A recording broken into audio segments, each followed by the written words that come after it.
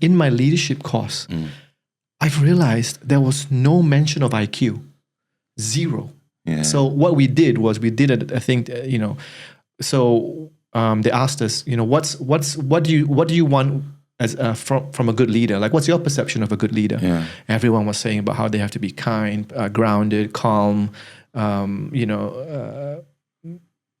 What else? It was all about empathy and all about EQ. And there was nothing in the IQ column. Yeah, because they overcooked IQ for decades, now they're trying to counterbalance it and resuscitate EQ in the equation. But definitely IQ plays a role because we're designed to flex our logic, recognize patterns. So EQ and IQ working together is magic. Yeah, it's magic. Yeah. But they don't have to flog the IQ because they already did. It's institutionalized. Yeah. They really need to resuscitate EQ into the equation. Yeah, and so it was really interesting. So they made us do this thing called a print survey. It's like this set of questions that you answer. It's like, and then it automatically knows, it depending on how you answer it. And then it comes up with your best self and your shadow self. And my best self was spot on. So they score you like you're a 4-1 or you're a 3-4, just patterns, And then you start looking at your shadow self, and a few people sort of cringed and went, some people are not like us where they embrace and do like introspectives. So some of them were quite taken aback by that and just pushed it aside. Whereas for me, it was like all juicy, like I'm saying, I know this about myself. Yeah, I'm impatient. Good on you, Aslan. No, it's fun for me. That's awesome. But to teach that now in leadership course, and then the leaders came in and started talking, and I asked them all the same 3 questions. I said, what do you look for in a leader? What's your perception of a good leader? And then a lot of them said, there were a few different answers, but most of them agreed with, not agreed, but they literally said, I look for humility, I look for kindness, I look for, someone who's calm and grounded, and someone who can make decisions, in the heat of the moment. Sort of, there was an example of, this guy who worked in the Marine, in Australia, and, he was put in a leadership position, and he had 40 minutes to figure out how to save a bunch of people at the island without killing anyone. And he had to lead a whole squadron at 25, and so it was really interesting how that now it's now a priority. But back in the day, I remember, you have to be a douchebag, you have to be rude, you have to be come across as someone who's very assertive and toxic, almost like toxic masculinity. And I remember it was so bad that they had anti-bullying wardens on the floors in Melbourne because it was so terrible. Like they would just swear and throw papers and just show that they're the alpha. And now it's changed, like completely. So they look for this stuff. So that's why I feel there is hope. And I actually said, they asked me, what is your goal here, Azlan? And I said, well, I just want to know if I just want to know if this is for me. Because from what I understand from being a leader, it's all toxic and it's all about ego fights, SWOT fights, That's politics. really interesting for you to be raw and real about them. That leadership has been given a bad name by people in leadership roles struggling, right? Yeah. And then suddenly the optics is that what leadership looks like?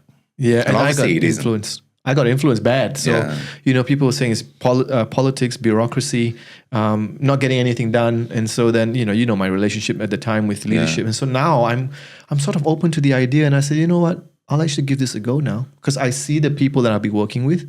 And in this team of 20 of us, man, everyone is kind. Everyone is driven.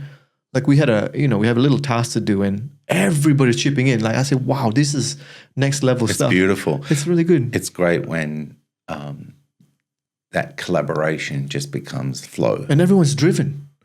Flow. I need to talk about flow as well. Yes. So they asked about flow. And flow said, state. Yeah, when are you in your flow state? And and then they had to rephrase it. Or when are you your best self?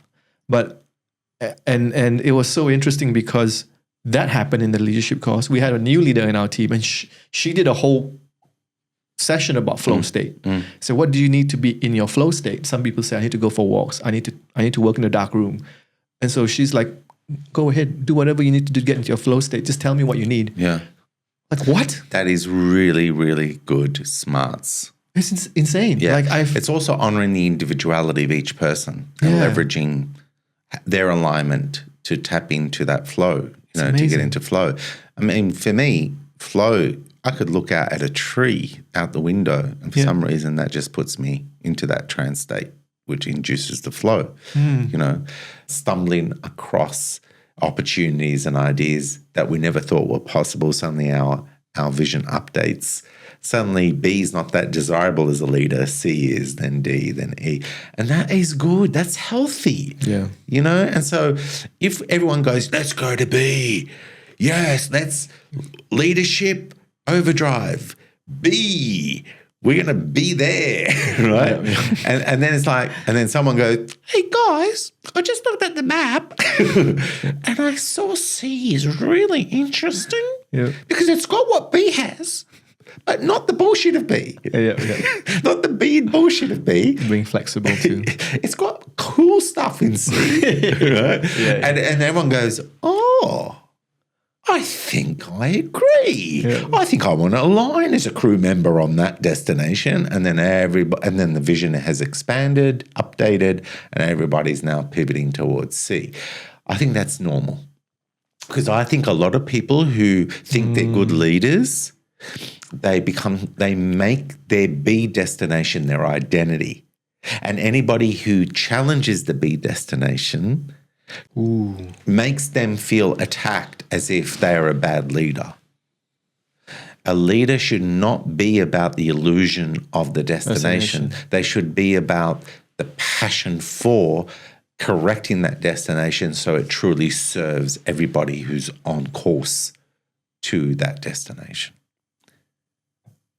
That's very powerful because I think, it's funny you say that because at work, when a leader changes their mind, you say, oh, that's a bad leader because they're not going to that destination. They just changed the whole route, and then they start questioning, is this leader, does he know what he's doing? Or, it's very interesting you mentioned that. But you're right, it actually is about being able to adapt and flex and getting everyone. But also, I just made fun of someone goes, I think C may be an option. Yeah. But I did that because you're supposed to facilitate everyone into why the vision is evolving and why everybody updates with it. Not, I'm a leader and I've decided that C is the way to go today.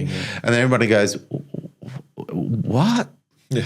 We've spent all our energy on loving B and now you just decided C and we're disconnected from C. You're going to lose the room, the dressing room, right? So as a leader, you have to align the essence and deep desire of individuals into whatever destination is unfolding. Otherwise, we create unnecessary friction points of resistance. It got me thinking. It's very good points. Like maybe that's what Elon Musk is doing, right, with his visions, because he's not technically driving it. Like he's rallying people that believe in the dream and then they deliver against his vision, but he's not really actively involved in building, the rockets or the robots, like Optimus and all that. Yeah. So it's really interesting. Because obviously there has to be people who love the vision enough for him to trust to resource them up. Because they're in alignment with that vision. And how do you know? That's the thing. Like, how do you know? I've just hired a bunch of people. Like SpaceX was a great example. They all felt so invested in building this rocket and believing that they're going to go to Mars. Yeah. And they were so tight knit. From what I've read from the case study for SpaceX,